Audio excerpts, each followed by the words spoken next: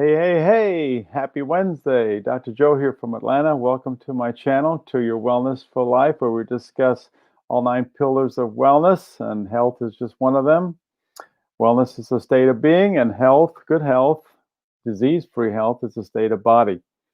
All right, so I did a post today, and I think the busyness of my day, and sorry about being so late, had a busy day, had some surgery over lunch, and had to deliver a couple of babies, and one of them struggled a little bit, so I was a little late to coming home. So apologize for being so late, and it's just the nature of the beast. So I did a post this morning I thought was kind of uh, funny. Um, how many hours are in the day? There's only 24 hours in the day. Last time I checked, there were only 24 hours. Darn it! Now I remember when I was a young doctor in my 20s and 30s and 40s, my parents always said, "Hey, Joe, when do you sleep?" And people ask me, "When do you sleep?" My parents used to say, "You're neglecting your sleep. You're not sleeping enough." And I'm one of those guys that always likes to just, you know, do things. And in my office, thank God to my staff, they've always tempered things. My tendency is to always just add another patient, add another consult, add another surgery, just add another new pregnant patient, just kind of add it and just stuff it in the schedule. The mindset in medicine many times, unfortunately, especially when managed care rolled across this country 20 years ago, when reimbursements went down, was you just have to work harder. But there's only 24 hours to the day. The last time I checked, it's only 24 hours. And you got to sleep and you got to eat, and you can only play that game so much before it catches up with you. So now, back in my 50s, so maybe about 10 years ago, I started taking half day off on Friday. It was like, oh my gosh, I can't do that because I had to see patients. And then I actually took Friday off, and it was my staff that really kind of kept me uh, steady with that, and that's been a good thing. And you need to have work-life balance. So today's topic is, oh, should I bring this up? Effective time management tips to optimize the productivity of your 24-hour day. So I've got 7 good ones, and let's kind of go through this list and see if any of this resonates with you. Number 1 is list time wasters. I'm a newspaper in the morning reader, and I like to read the newspaper and kind of inform myself, stay informed. And you can really, you know, especially if it's on the weekend or you got a home-based business and you don't have somewhere to be, like an office or surgery to do or something like that. You can really waste a lot of time just browsing through the paper and start reading everything. And then you can start reading the book that you want to read. And so you need to kind of list some of the time wasters, and you may want to put a time limit to it. So I'm going to read the paper. I'm going to spend about 10-15 minutes that, and then I'm going to move on. Same thing with social media stuff. Uh, Advice number 2: hide or uninstall social media apps. It's very tempting. Wake up in the morning, you reach for your phone, and you start looking through the feed on your Facebook and your Instagram, and you just kind of get distracted. So that's really not very productive. And number 3 is you want to set some daily goals with reminders. Now, my schedule is set pretty much, and I need to kind of adhere to it. And my journey is going to be to try to take the chaos out of my life. And unfortunately, the chaos in my life is the spontaneity of pregnant women going into labor or having problems. And then you have to drop everything. And I think over the years, I've been pretty good about tending to my family.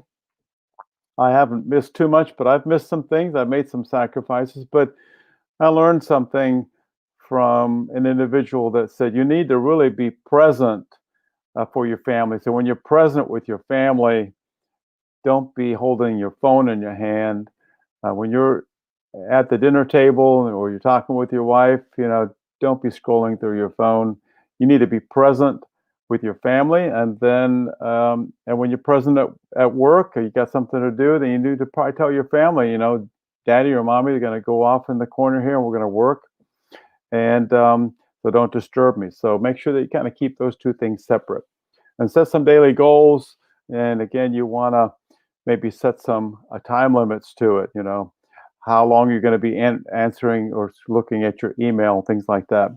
Number 4, complete most important tasks first. Own the morning. There's lots of individuals and books that have been written now about owning the morning, moving the big rocks in the morning, and maybe getting up a little bit earlier before everybody wakes up in the house. Again, those of you who have home-based businesses, you know what I'm talking about.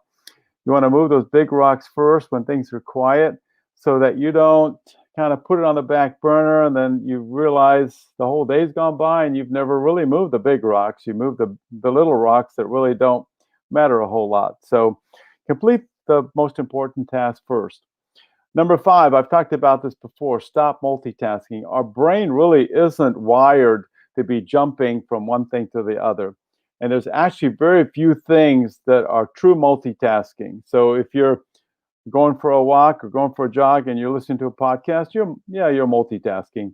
You're riding in the car and hopefully you have a hands-free kind of phone and you're talking on the phone. You're multitasking there. But if you're working on a project and then you've got laundry going and then you want to run out and cut the grass, and it's there's some things that really aren't real multitasking. You're really kind of just sequence tasking. So, and studies have shown that multitasking really makes you very unproductive. And what you want to do is kind of stay focused, work on it for 15 minutes, then maybe take a 15 to 20-minute break. Number 6, making use of dead time. So you're sitting in the doctor's office or you're riding in the car, hopefully someone else is driving, or you're riding in a train or subway or whatever. And there's some dead time. Make use of it, unless you need to take a nap. Make use of it. That's a good time to maybe read. Now, some of you get motion sickness. You can't read in the car. I couldn't read in the car when I was younger, but I can do it now. It's weird. And but now we've got all this audio stuff, and you can listen to audiobooks, and that's a good thing to do when there's dead time. So make use of your dead time and fit it into your schedule, and do some things that you can't do otherwise. And number 7, read some time management books. I was rummaging through some of my books, and I ran across this one called Time Management from the Inside Out by Julie Morgenstern. And, it's an old book, but it looked brand new because I bought it and I never really read it or looked into it. The pages are all yellow because it's been sitting in the light and it's kind of weathered, but it's brand new. And there's some areas in there that really I need to tend to. So those are my 7 tips on effective time management to optimize the productivity of your 24-hour day. There's only so many hours in the day. You got to sleep, you got to eat, you got to be present for your family, present for your job. Get rid of those time wasters. Don't spend all this time on social media and scrolling through your feed. Set some daily goals with reminders and maybe even some time limits. Complete most of your big tasks first thing in the morning. Move those big rocks first thing in the morning. Don't do all this multitasking, stay focused. The multitasking is not all that it's cracked up to be.